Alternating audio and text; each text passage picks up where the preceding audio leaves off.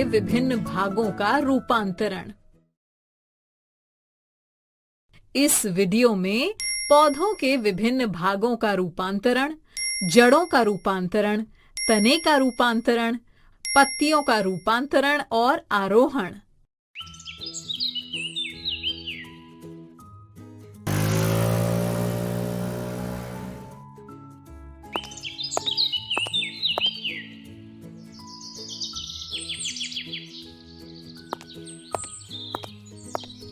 अरे, आज सबको जल्दी भूख लग गई क्या?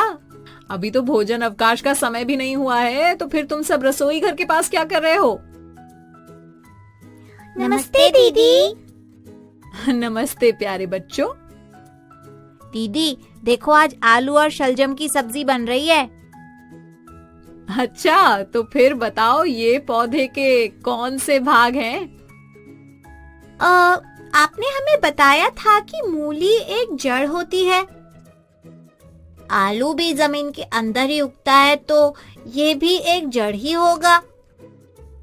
लेकिन आलू तो जड़ है ही नहीं, वो तो तना होता है। हैं? वो कैसे? बच्चों, इसके लिए तुम्हें पौधों के विभिन्न भागों के रूपांतरण के बारे में समझना होगा। रूपांतरण, अब ये क्या होता है संपर्क दीदी? इसे जानने के लिए आज हम फिर से खेत में चलते हैं और रूपांतरण के बारे में अच्छे से समझते हैं। ठीक है दीदी।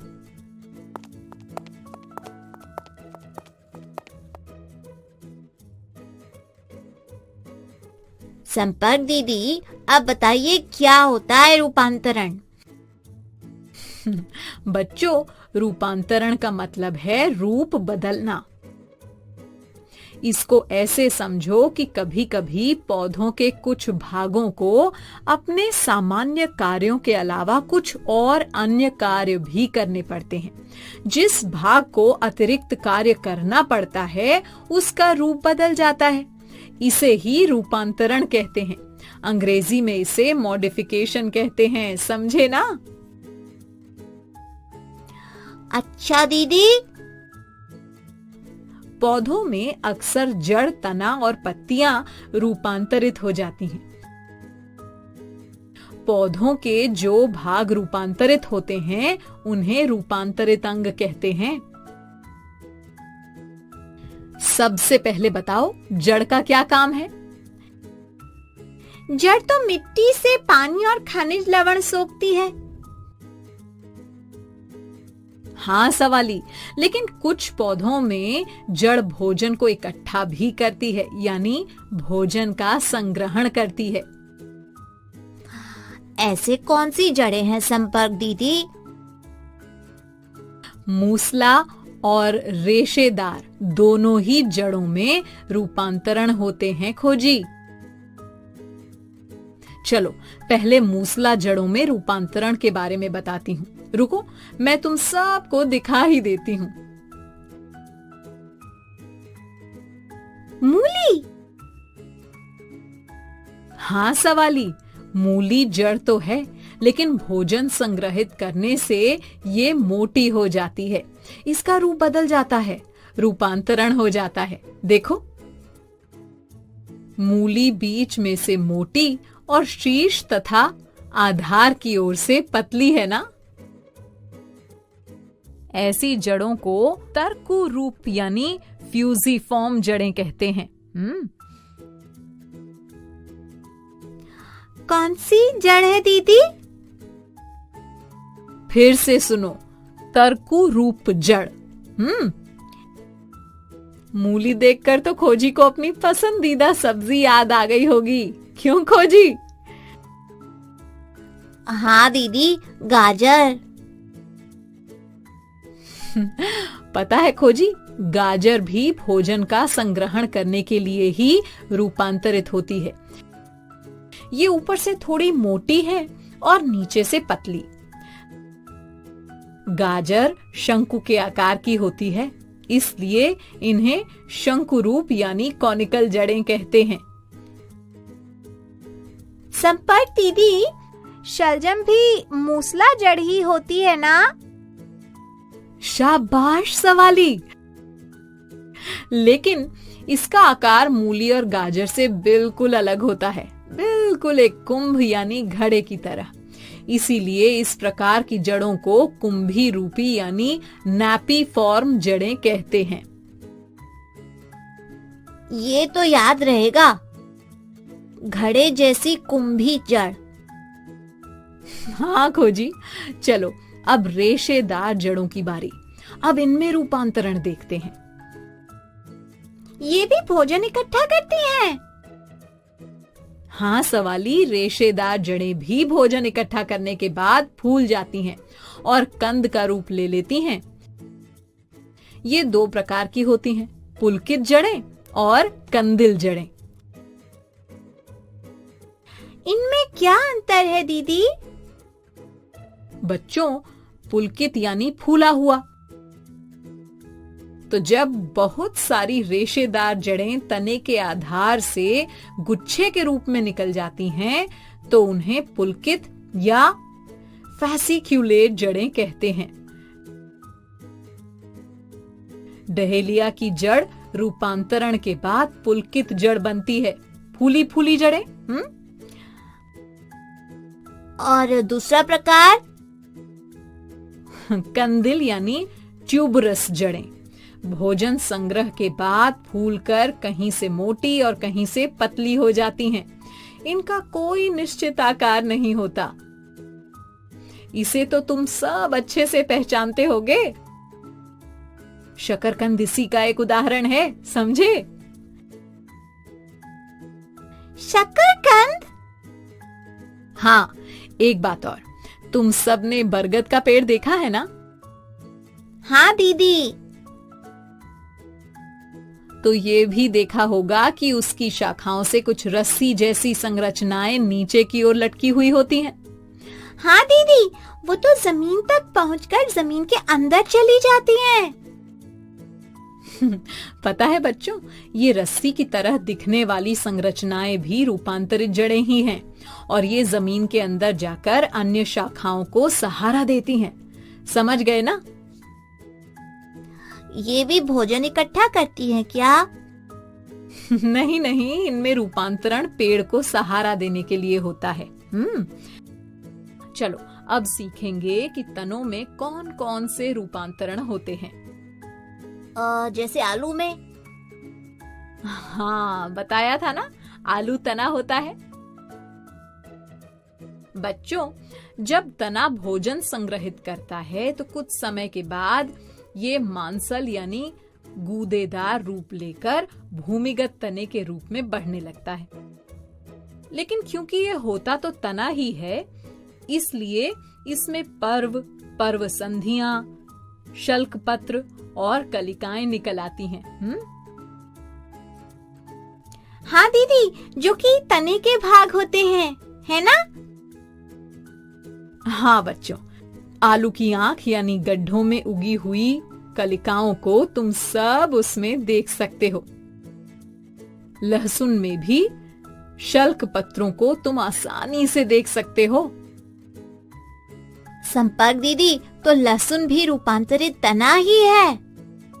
हाँ खोजी, और हल्दी भी। लगता है अब तुम सब रूपांतरित तनों के बारे में समझ गए हो। अब पत्तियों के रूपांतरण के बारे में बताती हूँ, ठीक से सुनना। वो देखो, खेतों से दूर एक कांटों वाला पौधा उगा हुआ है। जानते हो ये कौन सा पौधा है? ये कैक्टस का पौधा है दीदी। बिल्कुल सही। इसका तना और पत्तियां किस रंग के हैं? इसका तना तो हरे रंग का है दीदी, लेकिन इसकी पत्तियां तो है ही नहीं। इसमें तो सिर्फ कांटे उगे हुए हैं। खोजी, ये जो कांटे हैं ना, यही है पत्तियों का रूपांतरित रूप। सच्ची संपर्क दीदी?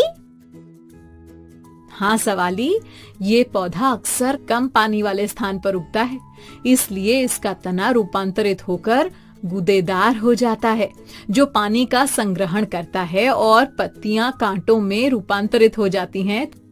अरे वाह, आज तो बड़ी मजेदार बातें पता चल रही हैं। तो फिर एक और मजेदार बात बताती हूँ।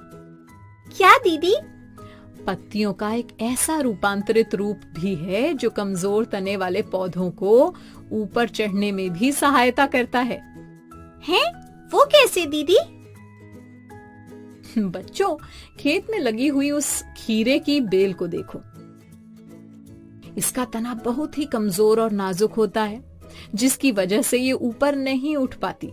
ऐसे पौधों में से पतली धागों जैसी संरचनाएं निकल आती हैं, जिन्हें प्रतान या नया कल्ला कहते हैं।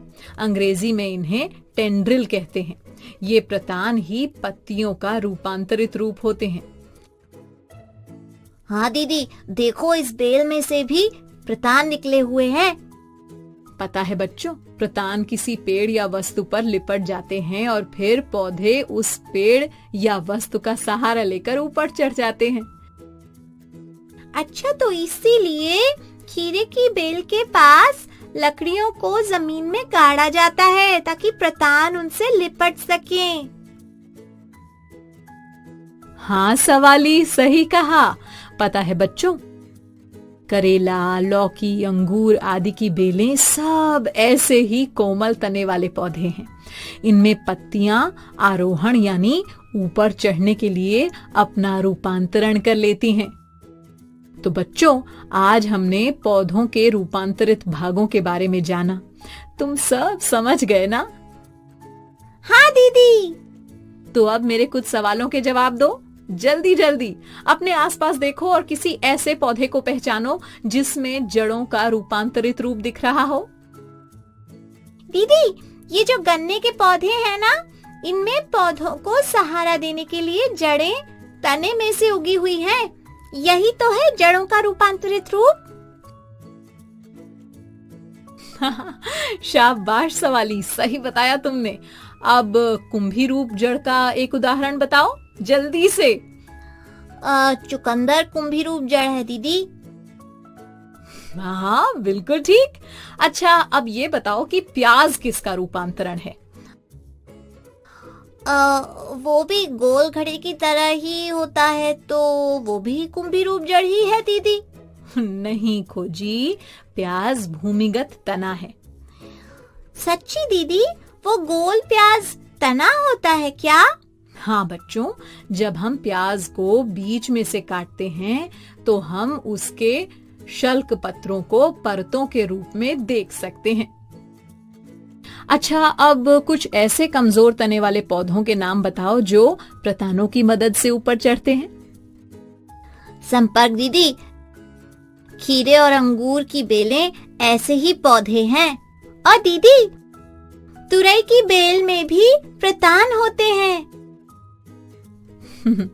शाबाश बच्चों, अब तुम सब पौधों के विभिन्न भागों के रूपांतरण के बारे में अच्छे से समझ गए हो। तो चलो अब संपर्क भैया से मिलो। मैं आया आया आया आया आया।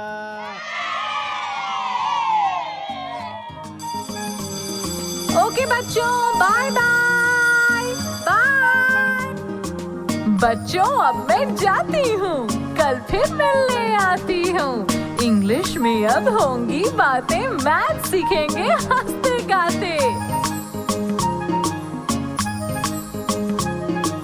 पहेली, किस्से और कहानी सुनना अब तुम मेरी जुबानी। बात बड़ी है सीधी सीधी, मैं हूँ आपकी संपर्क दीदी। संपर्क फाउंडेशन।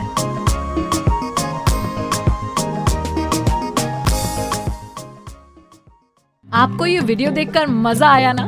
अगर आप इस वीडियो से संबंधित अन्य संसाधन जैसे कि अन्य वीडियो, गतिविधियां, क्विज इत्यादि देखना चाहते हैं तो अभी डाउनलोड करें संपर्क स्मार्ट शाला मोबाइल एप्लीकेशन। और हाँ, अगर आपको ये वीडियो अच्छा लगा हो तो इसे जरूर लाइक करें। और भी नए नए वीडियोस देखने के लिए सब्सक्राइब बटन पर क्लिक करना न भूलें। मिलते हैं बहुत जल्द YouTube और संपर्क स्मार्ट शाला ऐप पर।